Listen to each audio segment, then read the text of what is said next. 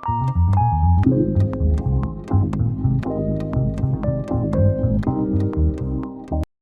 welcome back to On the Peg with me, your host, the one, the only, the eyebrow raising, the bearded toyholic. I am, of course, Joseph. I am the Mad Montreal Man. And I got a figure for you today. Those who normally watch the channel, you know who you are. Shane, Kang, a few others. Thank you, by the way. But as I was saying, those who normally watch the channel know full well I normally do DC Multiverse. After all, I am a DC toyaholic. But every now and then I do pick up Marvel Legends, because this whole collecting craze started way back when before the Marvel Legends actually came out. And I got tired of the Marvel Legends. They started getting hard to get. They had that U-shaped thing, which I can't stand. But every now and then I do pick them up.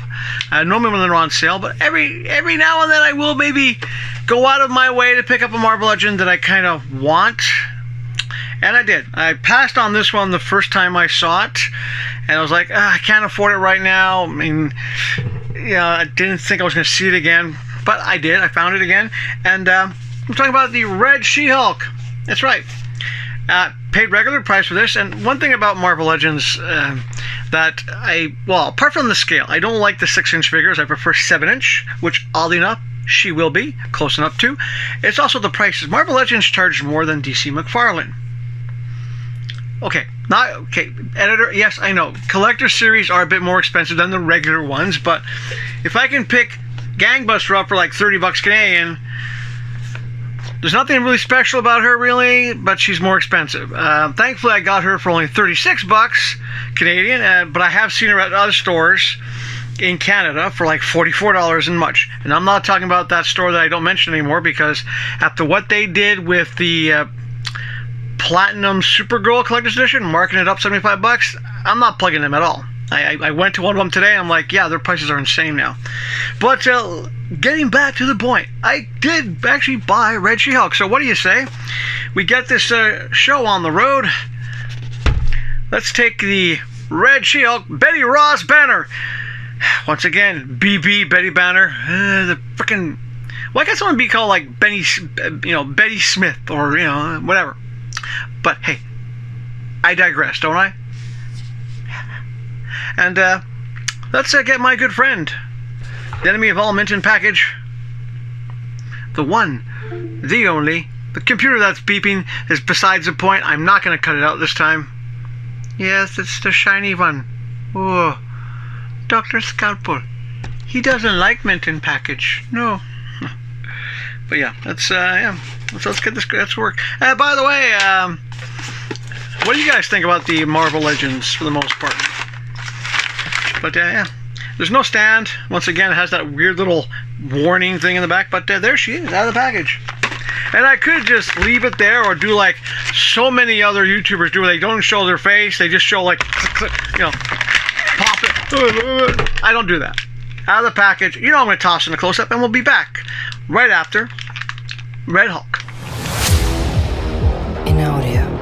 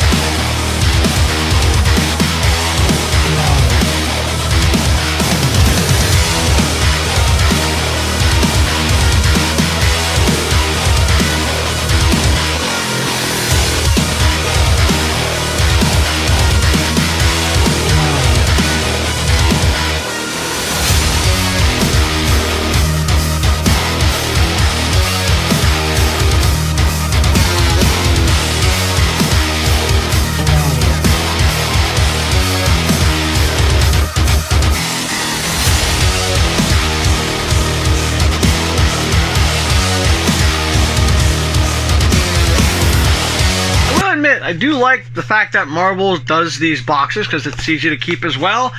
Artwork on the back, bit of background, kind of like very, pretty much the DC trading card, but on the packaging instead. So I kind of like that.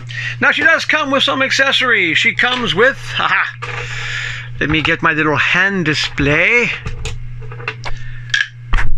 She comes with, of course, 2 fisted hands.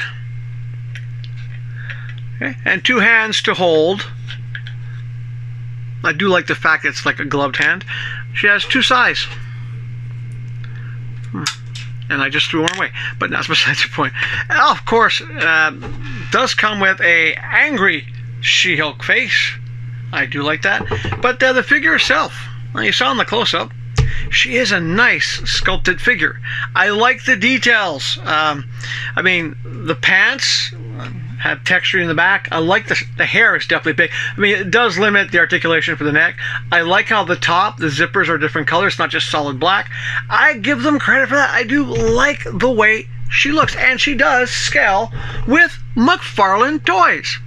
That's why I bought her. Because, you know, 7-inch figure, I kind of like that. And, yeah, I mean, articulation is there. I mean, you got... You know, typical wrist articulation, shoulders, elbow. The only thing you don't have is that thing that I hate the most, is that U-shaped thing that Marvel Legend does way too much. She's got a nice solid torso, but there's still articulation. So yeah, you can turn her sideways.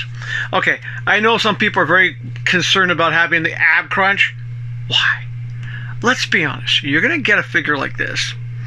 You're going to find a pose you like, and you're going to do this. Right there. Yep. And, you know, to be honest with you, on my Marvel Legends shelves, well, she's going to go front of the shelf, of course, because she's well sculpted. I like the detail in the muscles on the back as well. They didn't say, okay, we're not going to do a back muscle. It's there. The abs are greatly sculpted as well. Face is nice. Even the alternate head. I like the snarl. It's a good snarl. I'll probably just keep this head on her because, you know, I do like that. And that's it. Small little mini show just to do a Marvel Legends once in a blue moon, especially one that I actually wanted, passed on, didn't think I was going to see again, and picked her up for a normal price. And that's the whole point about the collecting. It's like, yeah, it's fun to collect. It's expensive to collect. But it kind of gets me sometimes when people will literally go to a store to get a figure just so they could resell it down the road. Yeah, and I do appreciate some people who buy figures and they get tired of it, they want to sell it. That's fine, but it's, well, I saw it today. Okay, I was at one store today, and this person basically, thankfully it wasn't a toy line I buy, it was the new He-Man toys, the ones that are made for kids. He literally took them all off the shelf and paid them all. And the cashier asked him, like, why? Oh, I'm going to resell them. That I don't like. It's what killed the comic book market. You had all these people speculating on comic books, and it pretty much killed the comic book market. And yes, I got this top of hair. It's not behaving, but that's okay. I got the Sinestro hairline. But no, that's the thing. It's like you see people who do that. They're basically taking the opportunity away from other collectors to get the figure they want because, well, they're going to buy them all, hoard them for a while, and sell them at a higher price.